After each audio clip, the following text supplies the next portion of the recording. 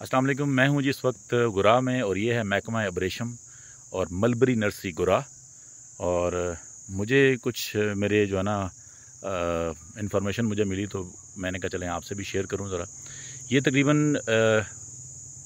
पिछले कोई 1950 से ही महकमा काम कर रहा है।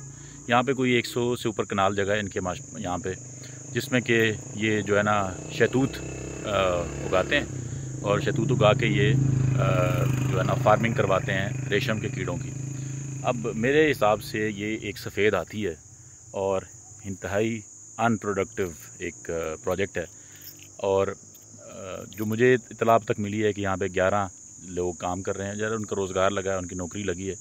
लेकिन इस जगह को अगर ये 100 कनाल जगह पे अगर इसको इफ़ेक्टिवली यूज़ किया जाए और या तो इसको बागात में कन्वर्ट किया जाए।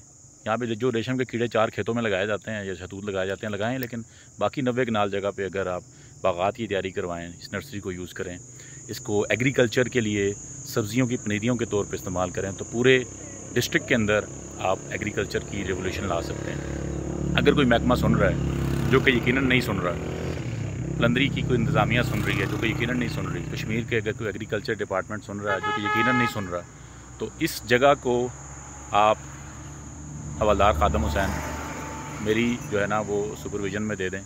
मैं इस जगह को within 1 year ideal agriculture enterprise बनाने में आपकी हेल्प करता हूँ।